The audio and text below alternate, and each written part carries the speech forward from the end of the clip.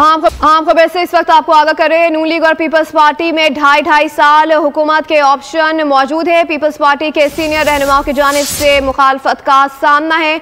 जराये के मुताबिक नून लीग की जानिब से खराब पॉलिसीज का और पीपल पर डाला जाएगा। रहनुमा पीपल्स पार्टी ने आजाद अरकान को मिलाने का फैसला कर लिया है। नून लीग की खराब पॉलिसी का मलबा पीपी पर डाला जाएगा।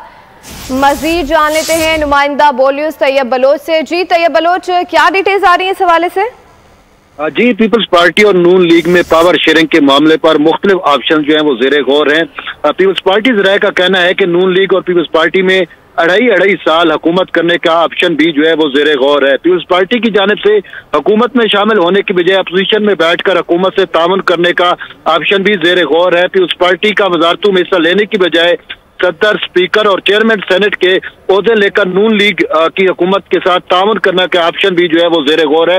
अढ़ाई साल हुकूमत करने के ऑप्शन की जो है वो पीपल्स पार्टी के सीनियर रहनुमाओं की जानिब से मुखालफत कर दी गई है। अढ़ाई साल हुकूमत की तो नून लीग की हुकूमत की खराब पॉलिसियों का मलबा जो है वो पाकिस्तान पीपल्स पार्टी पर डाला जाएगा। ये कहना था सीनियर रहनुमा पीपल्स पार्टी का, जबकि ये भी कहना है कि अढ़ाई साल हुकूमत करने से पॉलिसियों का तसलसल जो है वो भी कायम नहीं रह पाएगा। पीपल्स पार्टी के वर्कर की जानिब से नून लीग के साथ हुकूमत में शामिल होने के ऑप्शन की जो है वो मुखालफत सामने आने लगी है। पंजाब में नून लीग की वजह से पीपल्स पार्टी को नुकसान पहुंचा है। इत्तेहादी बनेंगे तो पंजाब में पार्टी को मजीद नुकसान पहुंचेगा।